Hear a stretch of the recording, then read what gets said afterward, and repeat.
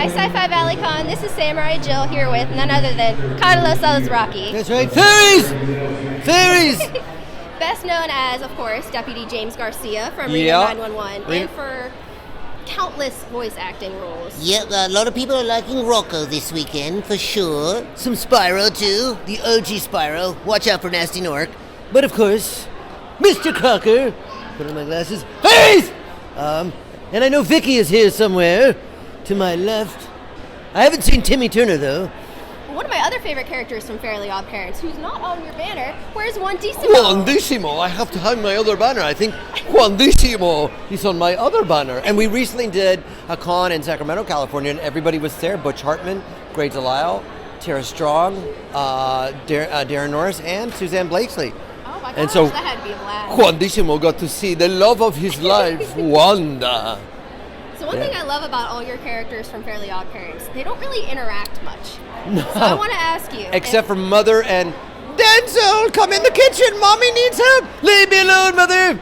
Except for those two on rare occasions, but you're right. If Crocker, Juandissimo, and Dinkelberg Hi. stuck in a room for a day, what would happen? I think, listen, I thought I was crazy, but that Dinkelberg is driving me nuts. I know, I have no powers of love. He's too nice. I hate you, Dinkelberg. Get out of here, Dinkelberg. Okay, guys, I guess I'll leave now. Bye. That's what would happen. Dinkelberg would drive them both crazy with his niceness. Poor Dinkelberg. Yeah. He's just too nice. Dinkelberg. So, not many voice actors get to say that they've also played their role in live action, which you got to do as Crocker. Yeah, on the Fairly Odd Parents, Fairly Odder, and it was weird. I was in jury duty, and I went all through the trial. I was a juror. I was set to deliberate, and at the last minute, I had to call in sick because they needed to cast the part, and obviously wanted me, but if I wasn't available, they were going to have to recast it. So I said, no, I'm coming in, Mother. And I volunteered to put in blue contact lenses. They made my hair up, and I didn't realize how physically hard it was to fully embody. And then I learned a song and dance number. The Crocker Operation is a world domination mission currently en route. Doobie doobie doo.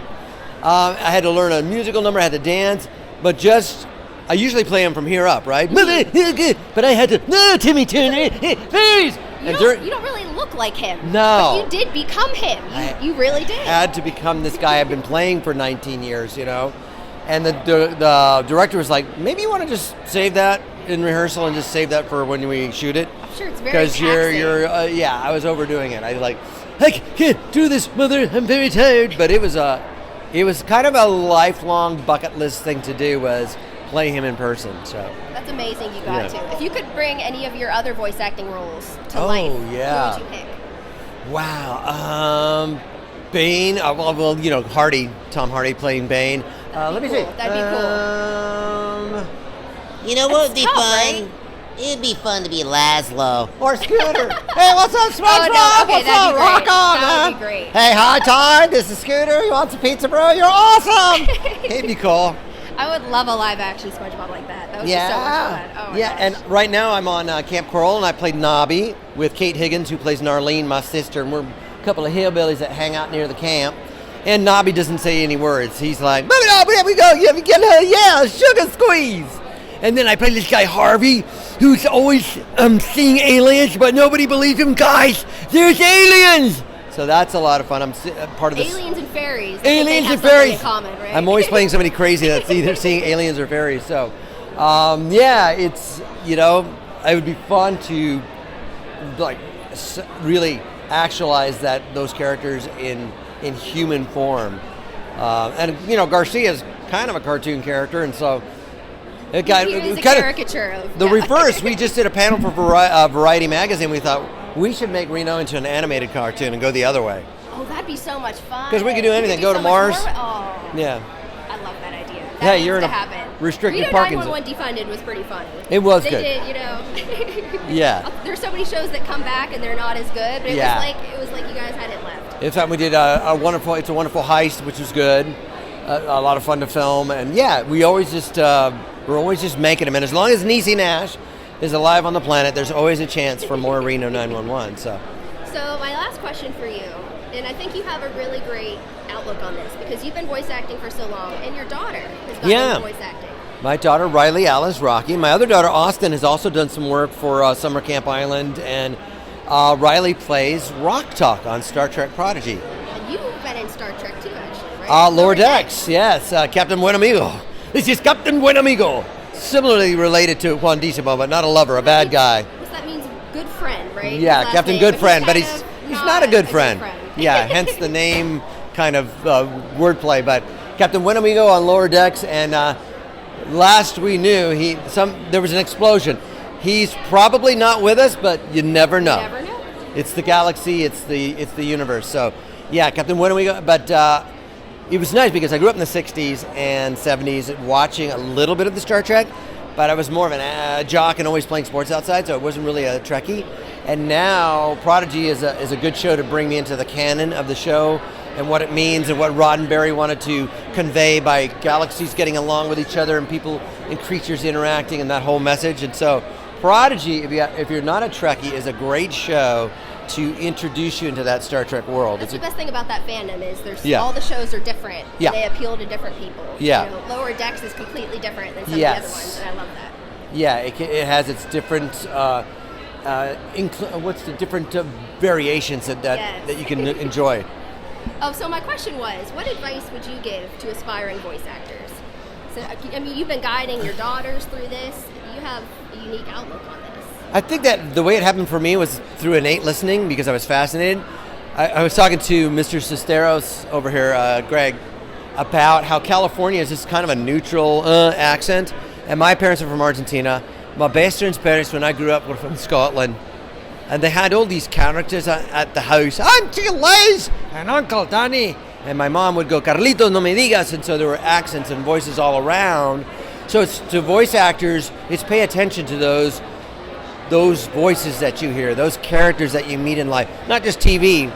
Recently I did a voice for a cartoon called Exploding Kittens. I think it'll come out soon, based on the game. Yeah. And it's a Chorgle. He's an automated rat for a Bayou restaurant. And there's this football coach from LSU. He's retired, or he's moved on, but his name is Ed Orgeron. And we at the halftime, he would do like LSU football. We do good in the fourth quarter. I think if our defense gets a little bit tighter, we're going to win this game, and I believe in Joe Burrow. Go Tigers. And I said, oh, that's a great voice for an automated Bayou rat. So as an actor, an aspiring voiceover, it's looking for those characters that really strike you and watching the way they move their mouths and physicalize themselves, because it comes from the inside out. You just believe you're that person, right? If you watch the good impressionist Jim Meskimen or Ross Marquand, if you're doing De Niro, you got to.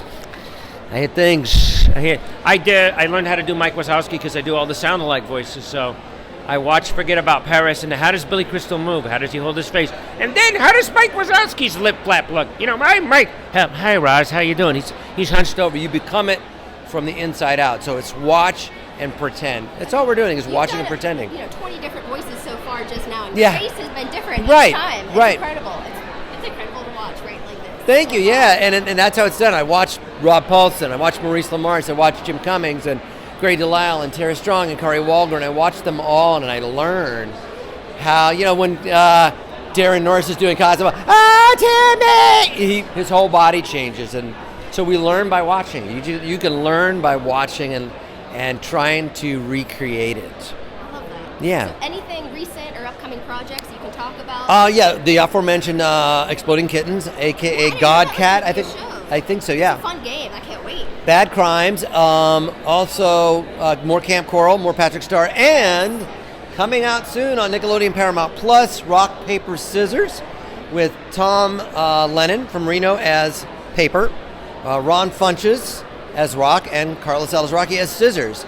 Rock, my Paper, God. Scissors, and Scissors kind of a version of me, but always more frustrated. Come on, guys, we can do this.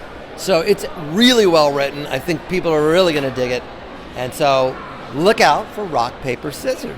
That sounds so exciting. Yeah. I will check that out. Yeah. For now, come meet Carlos at Sci-Fi Valley Con this weekend. We're having a great time.